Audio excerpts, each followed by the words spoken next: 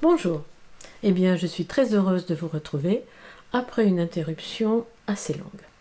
Alors j'ai repris le travail en main et la suite des dernières vidéos, cette suite ce sera aujourd'hui les premières molaires. Donc les premières molaires viennent chez l'enfant, elles apparaissent à l'âge de 6-7 ans, pratiquement en même temps que les incisives centrales ici et latérales. Qu'est-ce que ça signifie?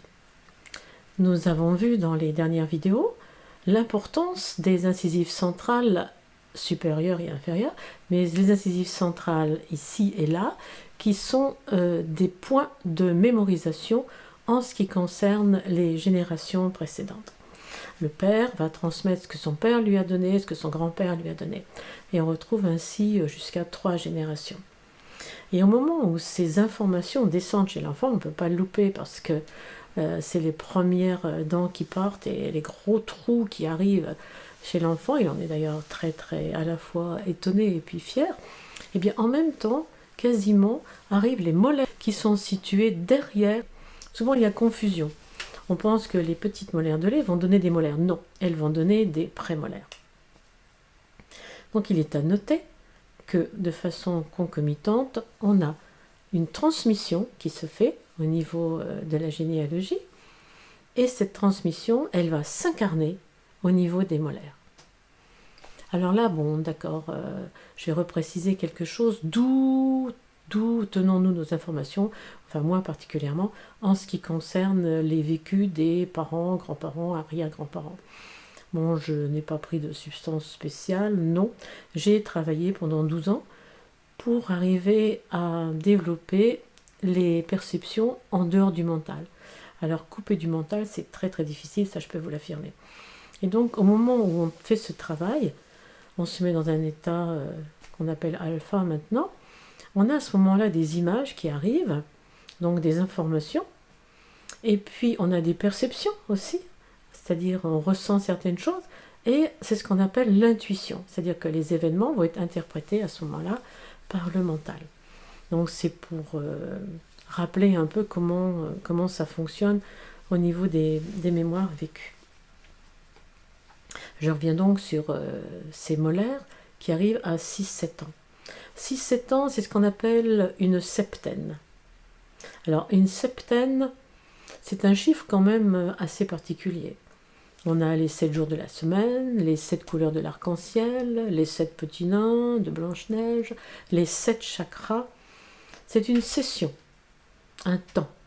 Et ce temps va, à ce moment-là, donner source à un rythme. Et ce rythme va permettre de faire une action, d'engendrer une histoire.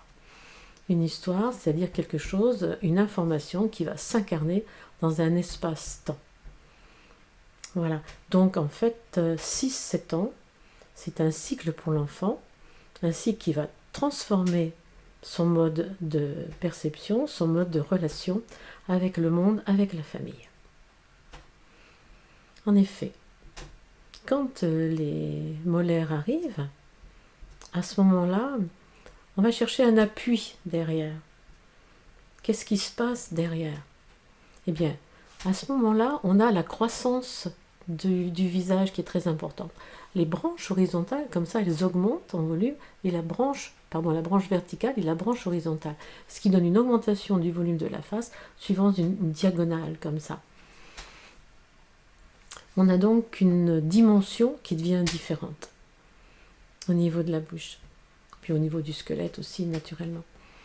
Mais ce qui est à noter au moment de ces transformations, c'est la position du squelette en entier. Et tout ça, c'est ce qui va nous amener à observer la verticalité. L'enfant va devoir se tenir bien vertical. Et pourquoi est-ce qu'il se tient vertical comme ça? Bien pour parler, forcément, mais aussi pour affirmer en même temps une volonté.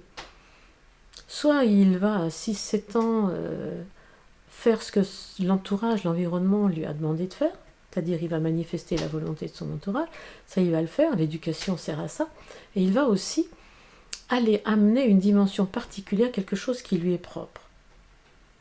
Bon, à 6-7 ans, l'enfant sait qu'il n'est pas que le petit garçon à papa ou à maman, ou la petite fille à papa et maman. Il est un être différent, et il le ressent. Et cet être différent, c'est l'insertion de sa dimension spirituelle, de sa verticalité. Parce que la verticalité, elle met l'homme entre le ciel et la terre. Les pieds sur la terre, il se dresse vers le ciel. Et à ce moment-là, la bouche prend un rôle tout à fait particulier. Une bouche avec un corps bien vertical, à ce moment-là, on a des fonctions qui doivent s'exercer de façon juste. Donc il y a la déglutition, c'est-à-dire que la langue aussi va se tenir verticalement, la pointe vers le haut, pour avaler correctement. La respiration, on a 2 sortes de respiration, abdominale et puis nasale. L'abdomen qui va servir à la survie, et la nasale qui va se connecter avec le haut, la conscience. Et puis on a la déglutition avec la langue, comment je vais avaler la nourriture, comment je vais parler, une autre forme de nourriture. Donc dès qu'il y a une perturbation qui apparaît à ce moment-là, 6-7 ans, il est grand temps d'aller voir l'orthodontiste, qui va rééduquer toutes ces fonctions perturbées. Facto que ces premières molaires sont vraiment très très importantes au niveau de leur signification, parce qu'elles vont donner une information qui va engager l'enfant, ou plus tard l'adulte, dans son attitude par rapport à lui-même, à ce qu'il est au fond de lui-même, et aussi par rapport à l'environnement. L'environnement et l'éducation sont déterminants. Parce que l'enfant, avec cette première molaire, et plus tard l'adulte, va obéir.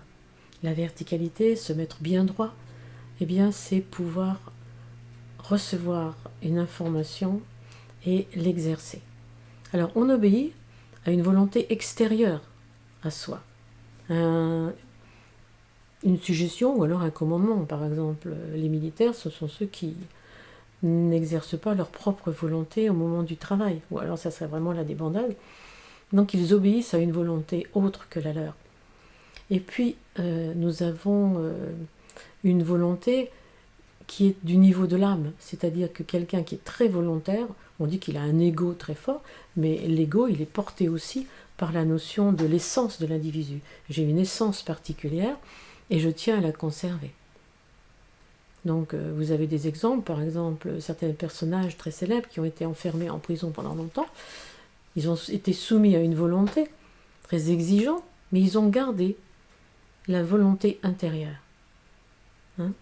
On voit Gandhi, Mandela, sont des exemples où la force intérieure, ce qu'on appelle la force intérieure, est puissante. Alors, ceci posé, on peut maintenant essayer de déterminer de façon assez rapide, don par don, quel est le rôle de chaque molaire.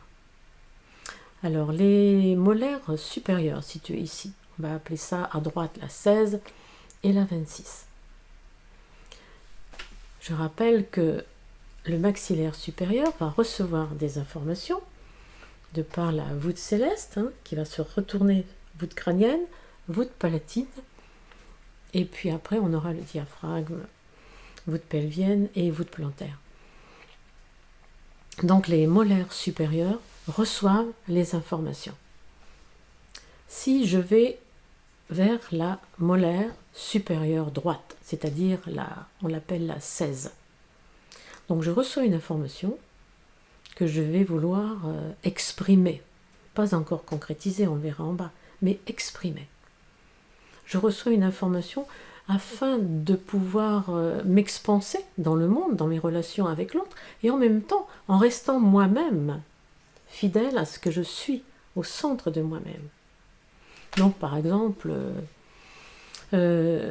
si ma volonté intérieure est forte, je peux avoir un désir de m'affirmer dans un domaine complètement étranger à mon éducation.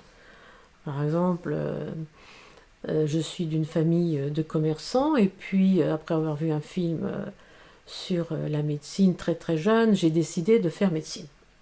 C'était quelque chose d'impérieux. Donc, je décide, et puis après, je veux le réaliser à l'intérieur de moi-même. C'est-à-dire que je ressens cette chose et elle reste à l'intérieur de moi-même. C'est ce que je veux. C'est ce que je veux être à l'intérieur de moi-même.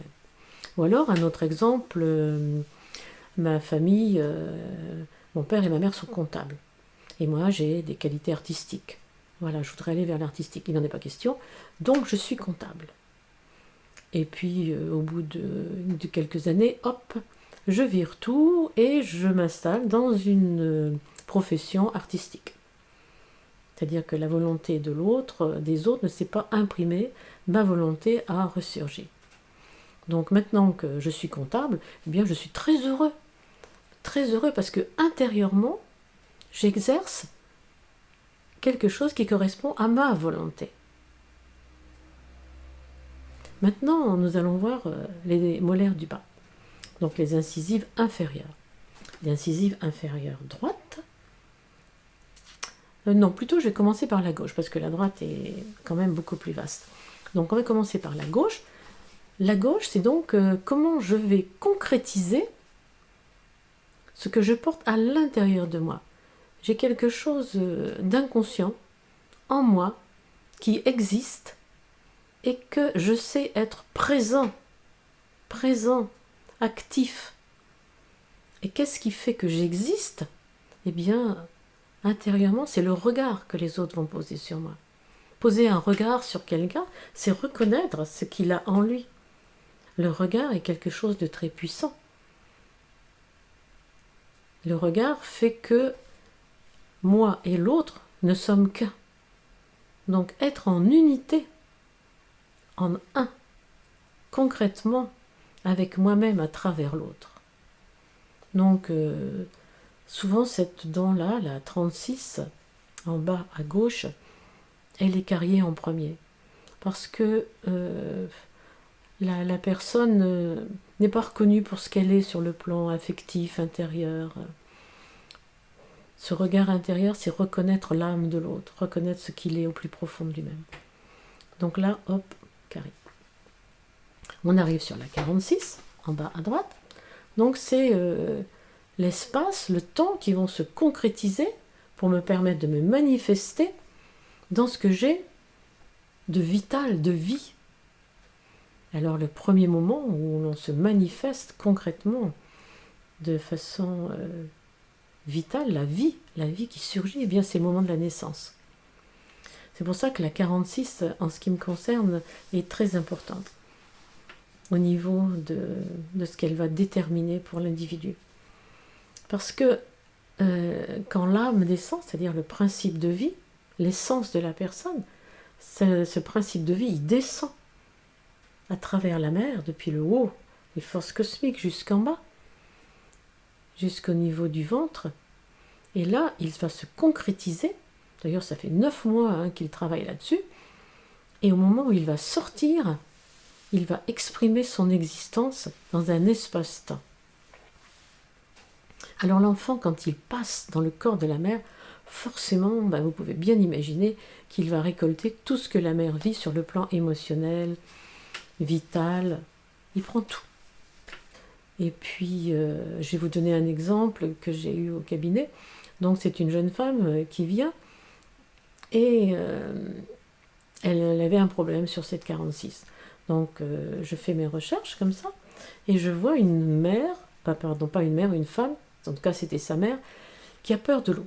Je ne comprenais rien parce que ça ne correspond pas à la naissance. Et elle me dit, oui, ma mère a eu la tête maintenue sous l'eau et elle a eu très peur. Et depuis, elle a très peur de l'eau. D'accord. Alors que c'était une excellente nageuse. Bon. Alors, je lui dis, mais comment êtes-vous née, la naissance? Comment ça s'est passé? Alors là, elle monte sur ses grands chevaux et me dit, oh là là, c'est horrible, ma mère m'a pissé. Ah bon, d'où tenez-vous ça? Eh bien, écoutez, lors d'une thérapie, j'ai découvert que ma mère m'avait pissé. D'accord. Bon, donc je continue et je lui demande comment s'est passé l'accouchement. Eh bien, elle a perdu les os, très tôt. Bon, alors, pour moi, c'était quand même évident. Une femme qui a peur de l'eau, de façon profonde, hein, archaïque, et qui voit l'eau descendre comme ça entre les jambes au moment de la naissance, au lieu de voir l'enfant, elle est un peu perturbée.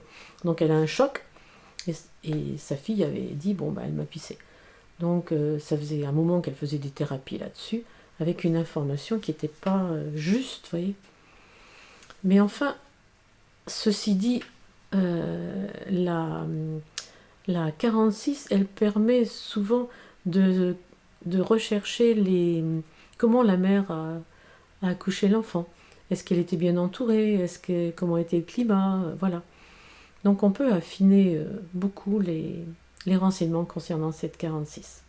Alors je vais rebondir sur cette histoire concernant l'accouchement pour rappeler quand même que les molaires sont en relation, particulièrement celle du bas, avec le bassin. Et puis les cuisses, c'est-à-dire toute la force d'incarnation. Hein. Je veux quelque chose, je me plante, il faut que j'ai des bonnes cuisses pour me relever. Le bassin, lui, eh bien, il va contenir les forces de reproduction, donc c'est l'action, et en même temps, il va contenir l'eau, le liquide amniotique de la naissance, et puis aussi la vessie, l'eau qui vient des reins, cette espèce de potentiel ancestral. On a les eaux ancestrales, les eaux de la naissance et le feu pour accomplir la maturation de l'enfant, pour que la chair se développe, les forces de vie. Et c'est pour toutes ces raisons en fait que j'ai choisi une relation qui existe entre les molaires et le centaure. Le centaure, c'est un demi-dieu qui a un corps de dieu jusqu'à la taille, et ensuite c'est un cheval. Donc il a les forces de vie cosmiques et les forces d'incarnation. Et le centaure, c'est un animal qui a, dans la mythologie, enseigné la médecine à Esculape. C'est-à-dire qu'il soigne, il sait soigner. Et puis, sur un domaine plus incarné, eh bien, nous avons le cheval. Et nous verrons dans la prochaine vidéo quels sont les rapports entre ce cheval et aussi les éléments minéraux. Quel élément minéral doit-on prendre si nous avons des problèmes de santé au niveau des dents, et puis aussi les lettres hébraïques. Voilà. Aussi, je vous dis à bientôt, et j'espère vous revoir bientôt. Au revoir.